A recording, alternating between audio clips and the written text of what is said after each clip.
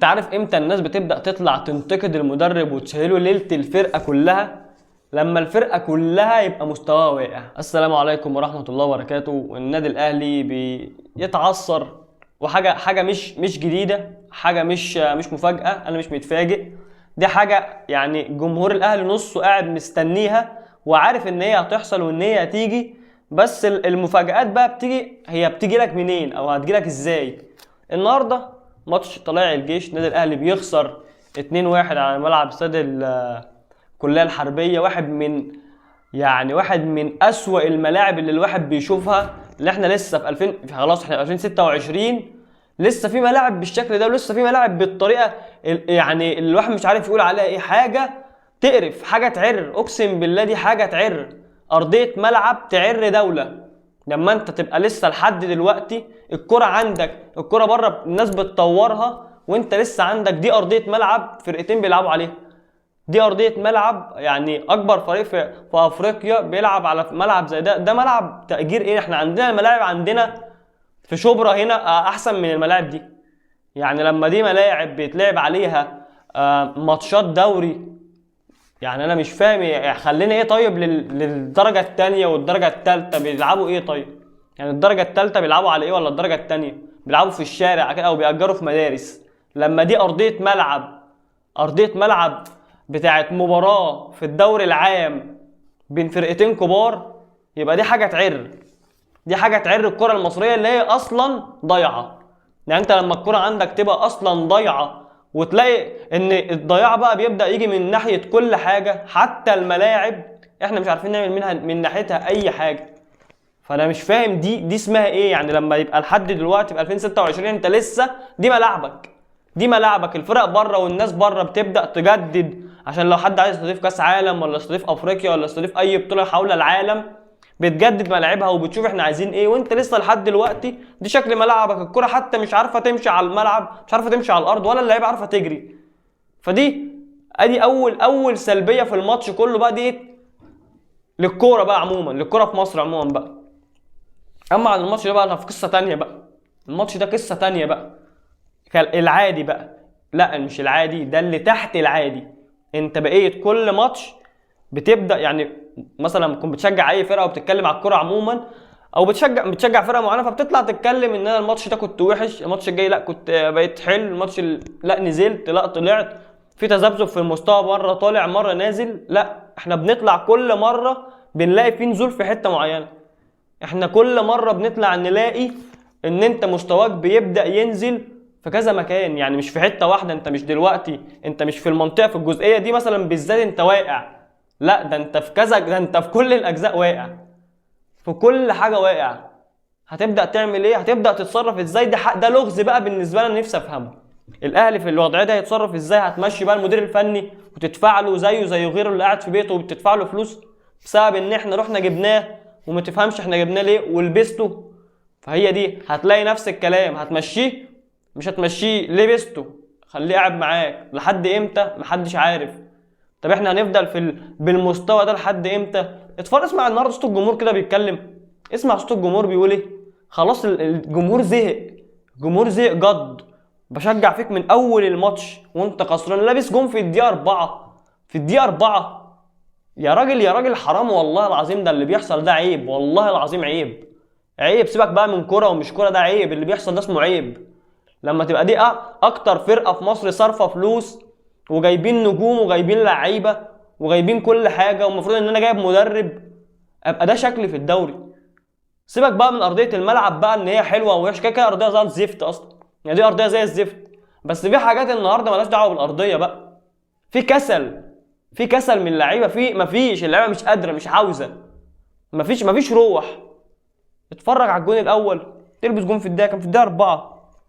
الدقيقه 4 لسه بنسمي، لسه الناس بتجهز كده، اللي بيظبط قعدته وبتاعه، اللي بيظبط المخده عشان يقعد يتفرج على الماتش، لا نفسه لبس جون نفس الجون اللي بتلبسه كل مره، نفس الدفاع بتاعك السارح اللي محدش فاهم حد، محدش بيتكلم مع حد، كرة بتخبط هنا بتخبط هنا، كل واقف بيتفرج، كل واقف بيشوف الكرة رايحه فين، هوب واحد بيلمسها يدخلها في الجون.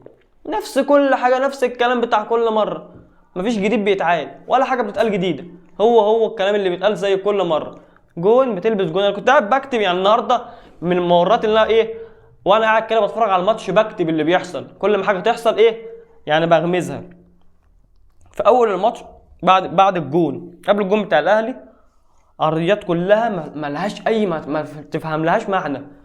بيجي لي الكره بقوم رافعها، ايا كان في حد في ال 18 او ما فيش حد في ال 18، انا باخد الكره برفعها. خلاص قدام الكره جت لي على الطرف، باخد الكره وارفعها لمين مش فارقه، فين مش فارقه، هتتعرض ازاي مش مهم، انا اخد الكره هوب اقوم لاعبها هتروح مطرح ما تروح. وكده كده ما بتروحش لحد من الاهلي، ما بننشنش على حد يعني. يا ريت بنشن مثلا على واحد، او بحط الكره مثلا في مساحه حد يجري عليها حد يتحرك، ما فيش الكلام ده، انسى.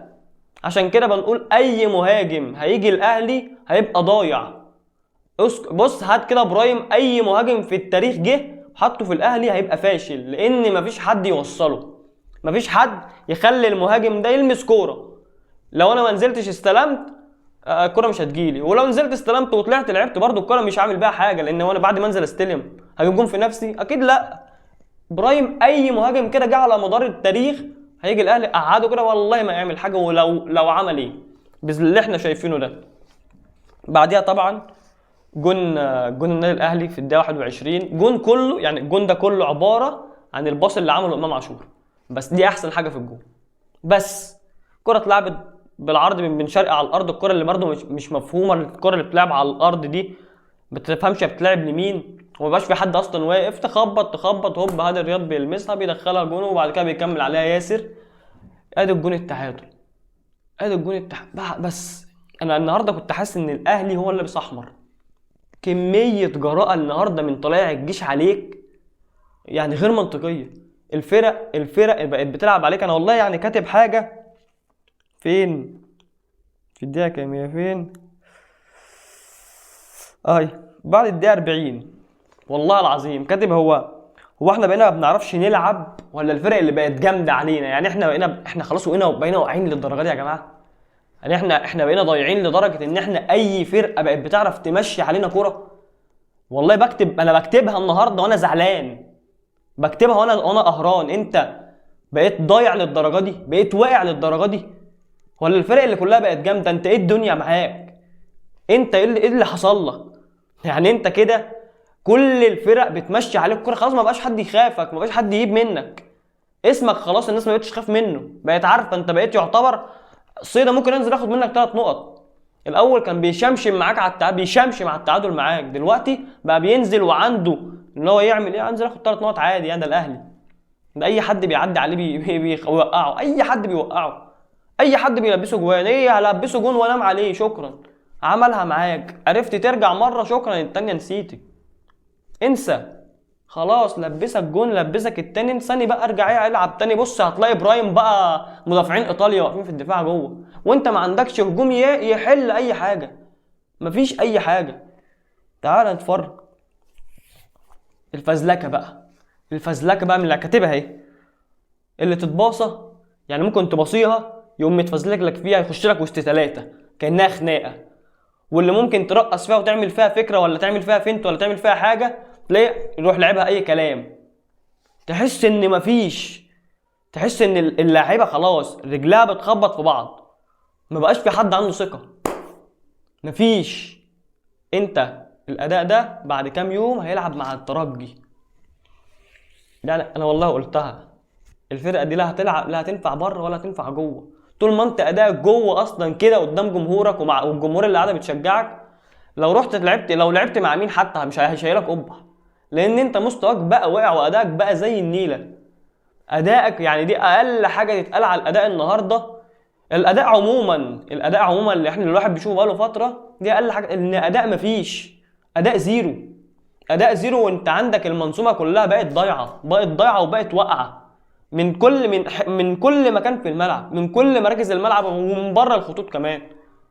انت ما بقتش بس انت مقتصر عليك على اللعيبه، ان اللعيبه مثلا واقعه او اللعيبه ضايعه، لا ده انت بقيت انت عديت الليفل ده شويه، انت عديتها خلاص.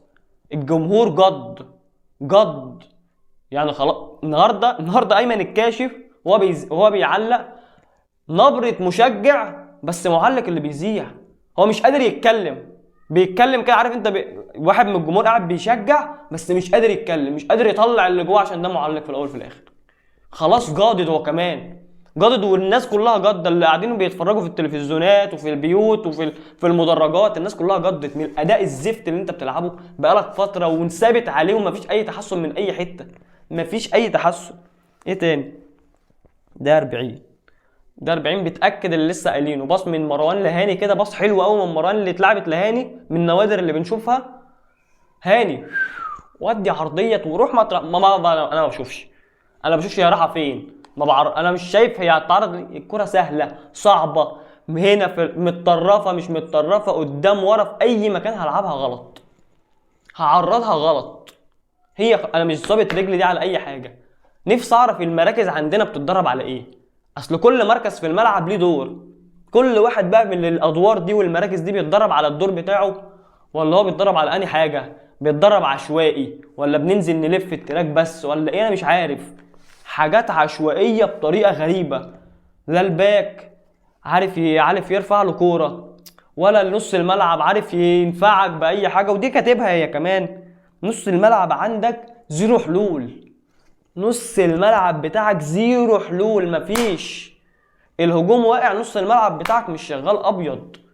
بشوف بره الفرق او الفرق دي خلاص، دي بقت يعني ده بقى اساس الكوره خلاص دلوقتي بره. لا بقى من 20 سنه الناس بقت بتدور على الحاجات دي وبتطور فيها، واحنا لسه احنا مش فاهم، احنا الكوره عندنا لسه بترجع لورا، ماشيين لورا احنا في الكوره. نص الملعب عندي، نص الملعب اللي هو رقم واحد بيشغل الملعب ده نقطه الربط بين بين الهجوم والدفاع.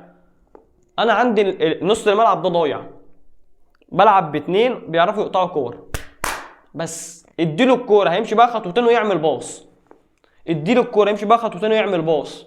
يا جدعان انا مش عايز كده يابا، انا مش عاوز كده، مش عاوز اديك الكوره تعمل لي بقى باص، مش عاوز اديك الكوره خلاص انت خايف لا تقطع منك، انا عايز حلول، عاوزك تعدي لي واحد، تفتح لي، تخلي اللي حواليك يفتحوا لك ملعب. لكن انا اخد الكوره تك المس تك المس طفش، مش بباص الكوره، مش بيباص ان هو بيباص، لا بيباص ان هو بيطفشها عشان لو اتقطعت ما تتقطعش مني، انا براءه. طب هي ده ايه؟ ده كوره اسمها ايه الكوره دي؟ انا مش فاهم يعني ده في انهي سيستم كوره انا عايز اعرفه. طيب نص الملعب بتاعي ضايع، بلعب باتنين ديفندرات، الاثنين اللي هم بيقطعوا الكوره من نص الملعب. انا شغلتي في الحقيقه اقطع كوره، واما جيت ابدا ببدل بمروان، طلعت مروان وسبت ديانج اللي الكوره كل ما تخبط في رجله تطول، كل ما تيجي تحت رجليه تعدي منها، ورايح فالنسيا. يا جدعان بقى بلا فالنسيا بلا بتاع، اقسم بالله كلها اشاعات وكلها كلام فاكس بيضحكوا بيه على عقول الاداره عشان بس يجددوا اللعيبه. لكن لما احنا احنا مش عبط يعني، احنا بنتفرج على كوره برضه يعني، بلا كلها بتتفرج على كوره، سيبك من اللي قاعد بيحلل واللاعب بيعمل واللي جايب صفقه واللي عامل بتاع، كلها بتفهم كوره، كلها قاعده بتتفرج وكلها وبنفهم كوره احسن من اي حد كمان يعني. الحمد لله احنا مش واقعين. اللي طالع يقول لك ده انت لسه مين وانت مش عارف ايه، ده لنفسك يا حبيبي مش لينا. كلها بتفهم كوره، كلها بتحلل احسن من اي حد. فدي حاجه الواحد مش فاهمها، انت لسه اللعيبه عندك شكلها اصلا ضايع، ويقول لك كل شويه يقول لك اصل جاي له عرض مش عارف منين ب 60 مليون، ده جاي له عرض ب 2 تريليون مش عارف من بايرن ميونخ. ما كفايه زرت بقى عشان الواحد جضان من القرف اللي الواحد بيشوفه، مش هيبقى قرف من هنا ومن هنا. ايه تاني؟ الواحد والله العظيم الواحد جادد من الواحد بيشوفه ده والله. الشوط الثاني طبعا، الشوط الثاني بيبدا في الدقيقه 61 بتلبس الجون الثاني. الجون الثاني بقى ايه؟ ده ضحك بقى. الجون الثاني ده ضحك، كرة بتتلعب دفاع الاهلي سارح، دفاع الاهلي اللي هو دايما طالع، ولا انت بتشوفه جوه بيعمل حاجه مفيده ولا انت شايفه ورا بيدافع. يعني ادي دفاع الاهلي، ادي الملخص. دفاع الاهلي دايما سارح، ما تفهمش هو فين، مين واقف مكان مين سارح مكان مين، ما تفهمش حاجه، انت مش فاهم، انت مش عارف اصلا مين دول ومين دول ودول تبع مين.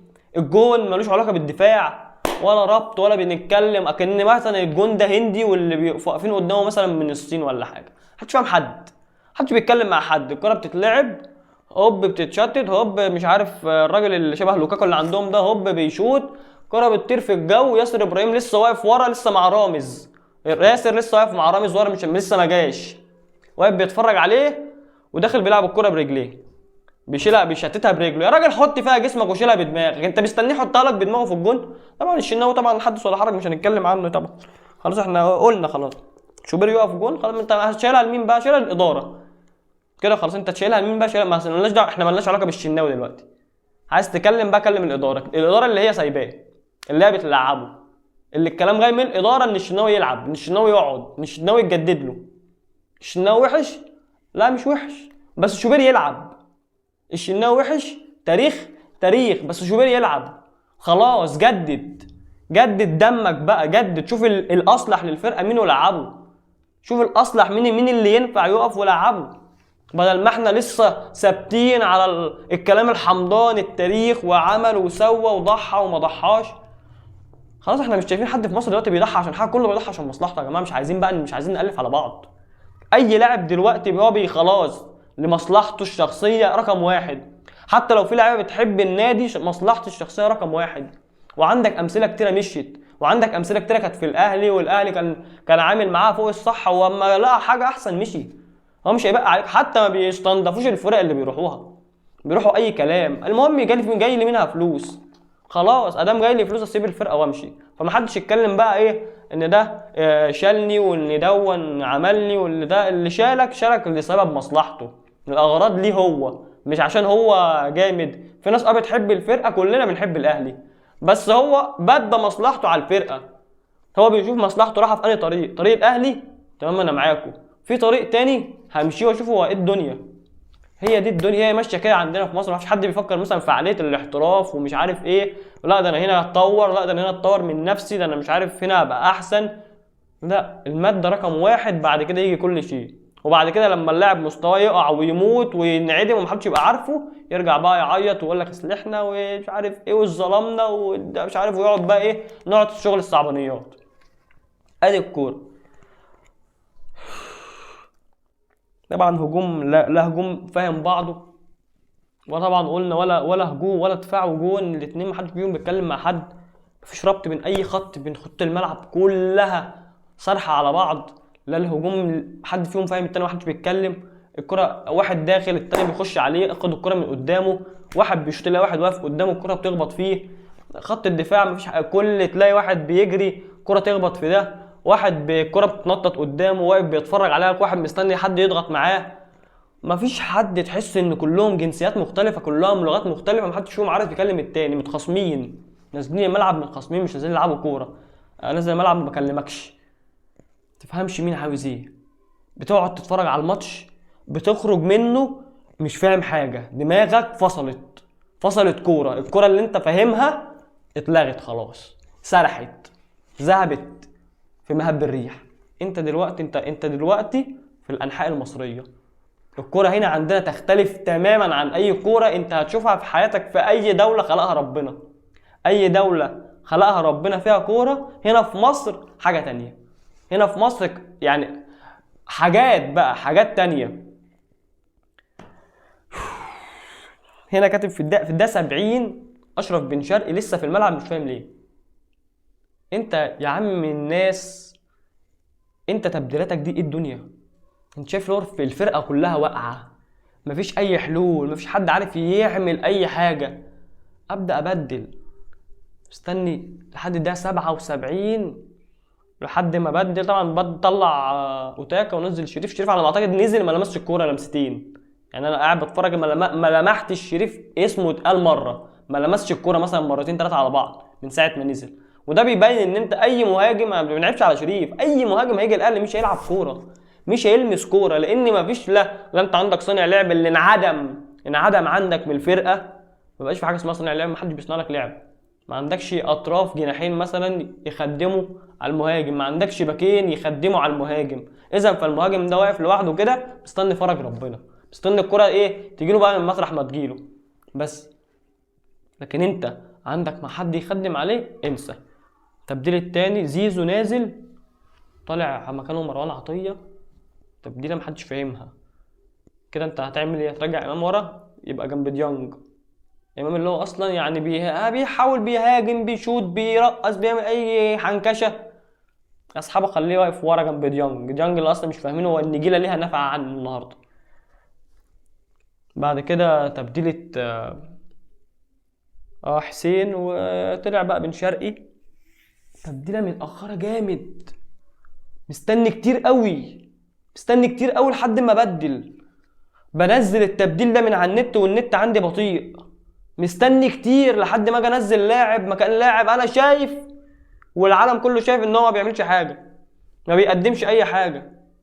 انا الكوره في رجل لعيبه الاهلي ما بلنحش فينت واحد يوحد ربنا، فينت واحد يا مؤمن زي اللي الناس بتعمله، زي اللعبه اللي بتعمله بره. اللعبه اللي عندك في الدوري المصري اللي بتجيبها مثلا الفرق بتجيبها ب 12000 و13000 و100000 و50000 و40000، بيعملوا فينتات على الملايين اللي بتجري عندك في الملعب، الملايين اللي بتجري عندك في الملعب. وبص طقم دفاعك عامل ازاي، طقم دفاع ما يتحطش في نيش، قسما بالله طقم دفاع ده ما يتحطش في النيش، لو اتحط في النيش هيقع، ملوش اي دور، مفيش اي انسجام، مفيش اي حاجه، مفيش تمركزات، التمركز كلها غلط، كلها غلط. انا فاهم دلوقتي، انا ما بعرفش اهاجم، اصل الفرق بتضغط عليا وتكتلات دفاعيه وواقفين بخرسانه وبيصبوا حيطه ومش عارف اعدي، وهم عارفين ان انا الاهلي فانزل اهاجمهم فهم يبقوا ضاغطيني. طب انا مش عارف ادافع ليه؟ طيب عشان هم برضو ضاغطيني ولا ايه الدنيا؟ يعني انا ما بعرفش اهاجم ولقينا شماعه، ادي الشماعه، طبعا احنا عارفين طبعا دي الشماعات، عارفين الحجج، كل حاجه عندنا لها حجه. ما بنعرفش نهاجم، الهجوم بتاعنا ضايع، ما بيعملش اي حاجه، اصل الفرق ضغطانه، اصل قافلين علينا، مش ما ادوناش المفتاح، الفرق كلها قافله، الفرق كلها تنزل قدامك بتدافع، وانا ما عنديش حلول، ما عنديش، فانا هجومي بقى ضايع بايظ، ده استنى فرج ربنا. طب مش عارف ادافع ليه؟ منظومه الدفاع عندي واقعه ليه؟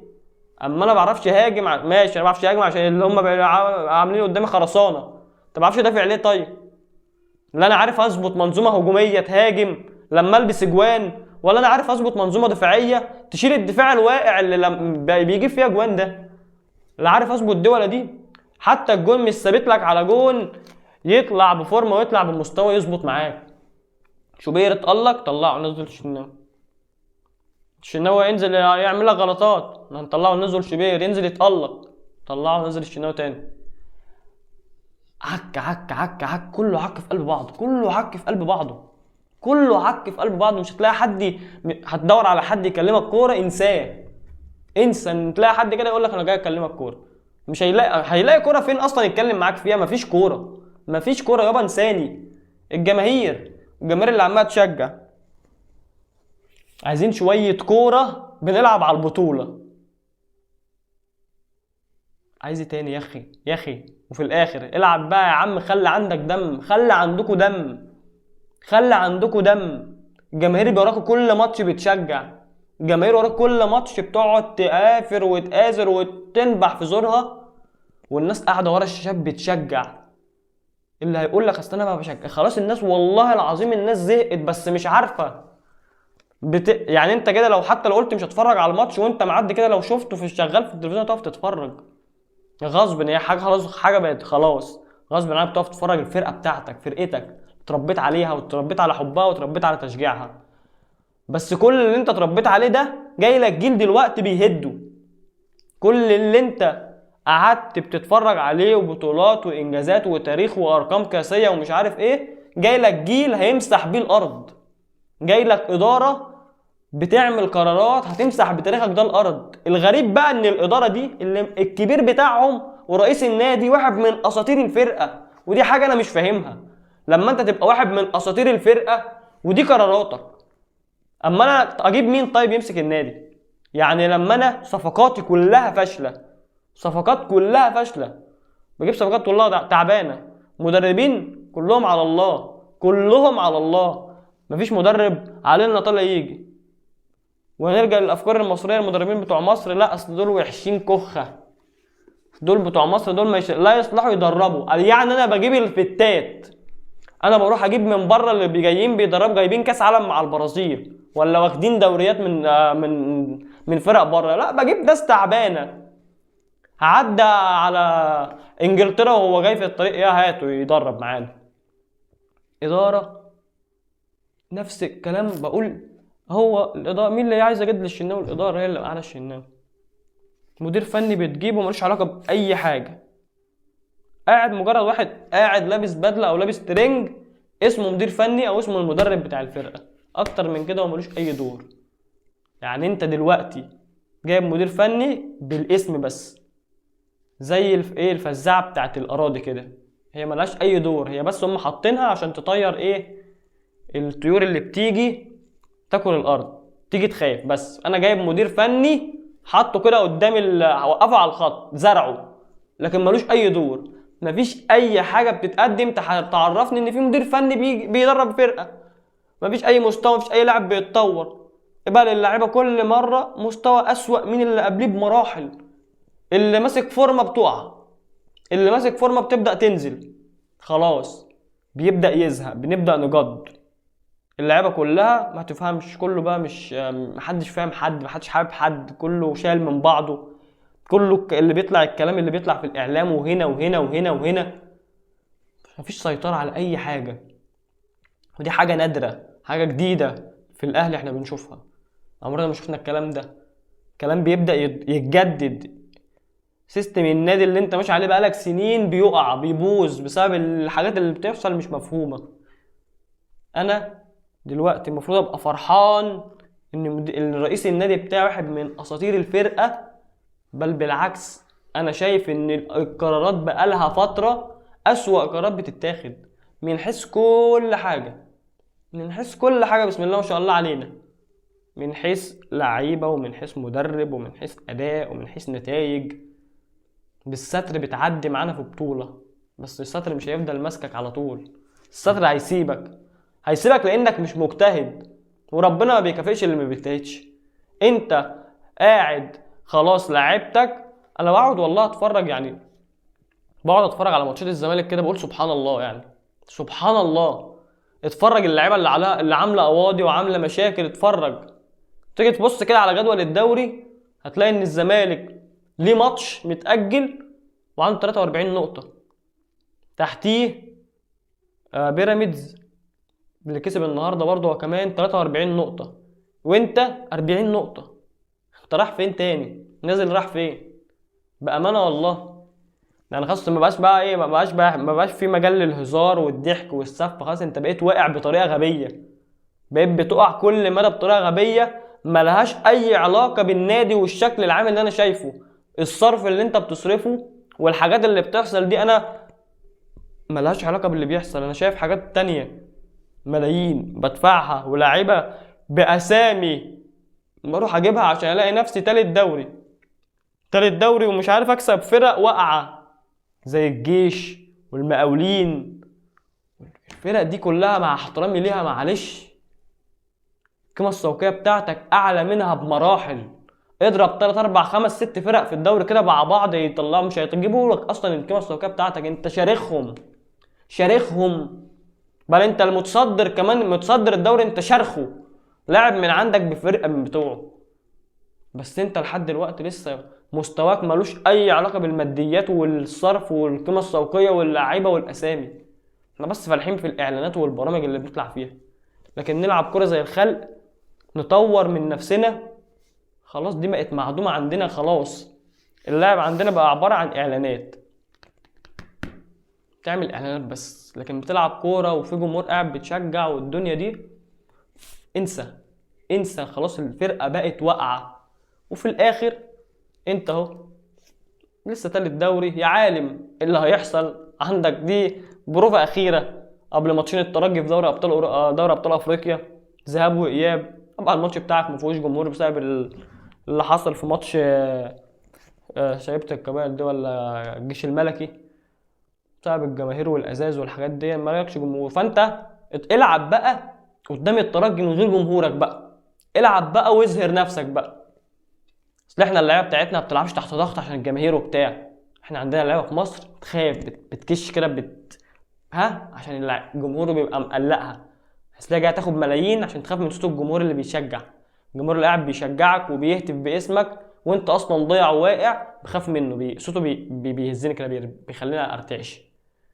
العب بقى يا عم من غير جمهور، راح تلعب بقى بره هناك في الترجي في تونس على جمهورهم بقى واتفرج هم يعملوا فيك ايه، وانت هتيجي تلعب هنا بقى يا باشا من غير جمهورك. والعب بقى، العب عشان انت اصلا شكلك، واحنا قلنا الكلام اتقال، شكلك لا هيبشر تلعب جوه ولا يبشر تلعب بره ولا اي نيله اصلا، وخلاص يعني هي ما فيهاش كلام.